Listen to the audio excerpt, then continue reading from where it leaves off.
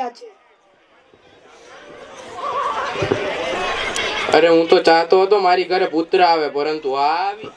તમે એમ કેમ કહો છો? આપણી ઘરે લક્ષ્મીનો જન્મ થયો છે, તે તો સારી વાત છે. ચૂપ, તને ના ખબર પડે. આ આપણા કુળનો વંશ આગળ નહીં વધારે ને આપણો સહારો થોડી બનશે ને સમાજમાં આપણા વિશે શું વાતો થશે. પણ કાંઈ નહીં, હું આને મારી દીકરી માનતો નથી. તું આને તારી દીકરી માનતી હો તો તું પણ ચાલી જા.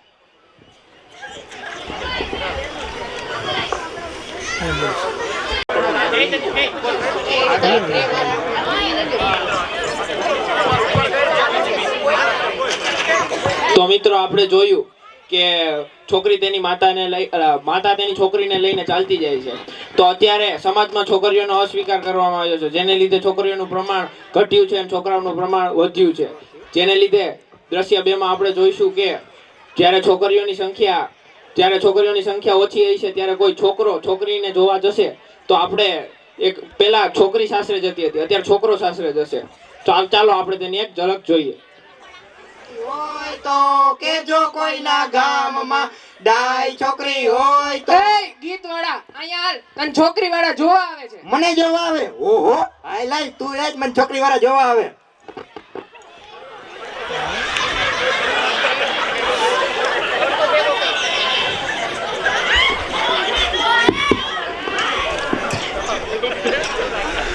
આમ ઉપર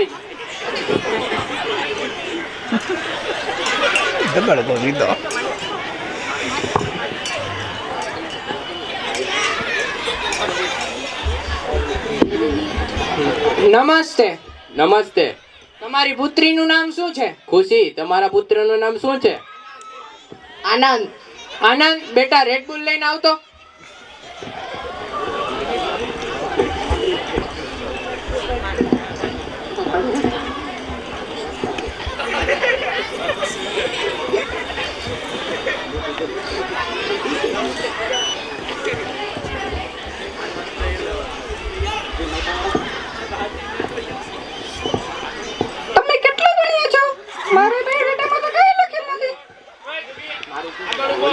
લખાય તેમ પણ નથી. ભાઈ બપોર સુધી ભણેલો છે. સવારે તેના પિતા તેને સ્કૂલે મૂકી ગયા હતા અને બપોરે શિક્ષકો સહિત આખી સ્કૂલ તેને ઘરે મૂકવા આવી હતી. હે, તમે કેટલું ભણેલા છો? કે નોકરી કરો છો? જ્યાં સુધી ભણે ત્યાં સુધી, એટલે કે આખો દિવસ. તમારા બાયોડેટામાં તો ડીવીડી લખેલ છે. ડીવીડી એટલે શું? અરે ડીવીડી એટલે ડિગ્રી વિનાનો ડોક્ટર. એ તું મસ્તી રહેવા દે, આપણે તારી બેન માટે છોકરો જોવા આવ્યા હો. અંકલ આ એક ઉચ્ચ ભણતર છે જે અમુક શ્રેષ્ઠ અને સારા વ્યક્તિ પ્રાપ્ત કરે છે. તમે તો બપોર સુધી જ ભણ્યા છો ને? તમને કઈ આવડે છે? અરે ભાઈને આવડે એવું તો કોઈ ના આવડે. ઘરનું કામ હો, મસ્તી રહેવા દો. ભણતરનું પૂછે હો. હા, આવડે છે થોડુંક. શું તમને કોઈ વ્યસન તો નથી ને? ના ના, ભાઈને કાંઈ વ્યસન નથી. ભાઈ ખાલી સિંગ જ ખાય. સિંગે ત્યારે જ્યારે પીવા બેઠો હોય. સોડા હો. આ ફેફસાનું તો બહુ ધ્યાન રાખે. અઠવાડિયામાં 7 થી 8 વખત જ સિગરેટ પીવે. એ જ્યારે સટ્ટા મારી હોય ને ત્યારે જ પીવે હો. બાળકો મસ્તી નહીં. ભાઈનું માન નક્કી થાય છે. 10મા બાદ આ 11મી છે. થોડુંક તો રાખો. હા, એ બધી વાત છોડો. અમારા તરફથી વાત પાકી છે. તમારું કહો. અમારા તરફથી વાત બાકી છે. તમારો ખૂબ આભાર. કેમ આભાર? અમારી છોકરીના 2 વખત લગ્ન તૂટ્યા અને 1 વખત લગ્ન થયા પછી પાછી આવી તોય તમે તેને સ્વીકાર લીધી. હાલો પાર્સલ ગયું, હવે બધું મારું. કેમ વધારાની છે? અત્યારે તો એની ઘટ છે હો. તો હવે આનંદ અને ખુશીના ઘરના બધાય જલ દઈને છૂટા પડે છે. ત્યારબાદ આનંદના પિતા ખુશીના પિતાને ફોન કરે છે. ચાલો આપણે જોઈએ.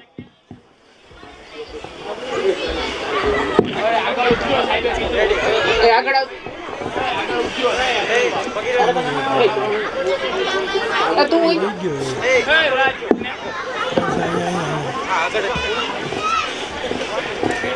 નમસ્તે યોગેશભાઈ. હમણાં ઓલા ટકામ પંડિતને ફોન કર્યો હતો.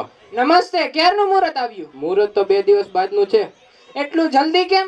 અમારી છોકરીના 3જી વખત લગ્ન તૂટે તે એને વડાવી દઈએ. હા, અમારે પણ ઉતાવળ જ છે. તમને યાદ છે ને છોકરો અમારી ઘરે આવશે?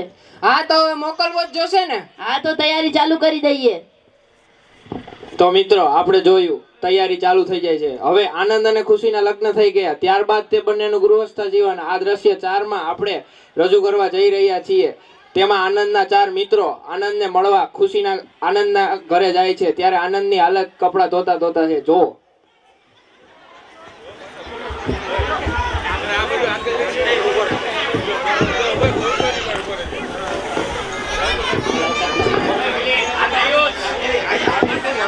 લગ્નમાં તો ખૂબ મોજ આવી.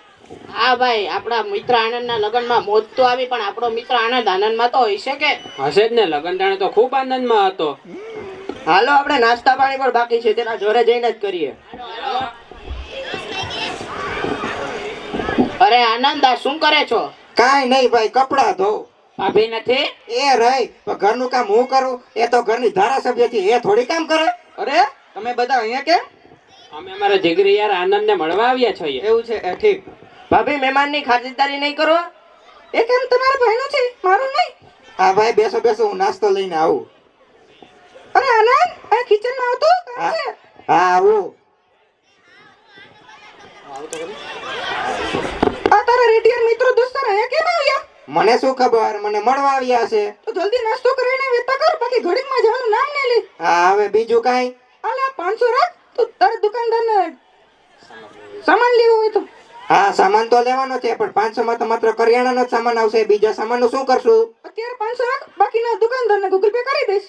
ચાલો હું ઓફિસે જાઉં છું, બાય. હા બાય.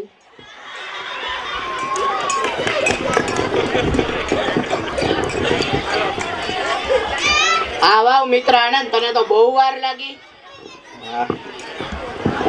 ભાઈ તારું ઘર તો બહુ મોટું હો. હા તો મારે કામ પણ એટલું જ ને. શું કયો મિત્ર, હવે આપણો મિત્ર આનંદ પેલા જેવો રહ્યો નથી. હા સાચી વાત છે. હું હાલે ભાઈ આનંદ મોજ ને?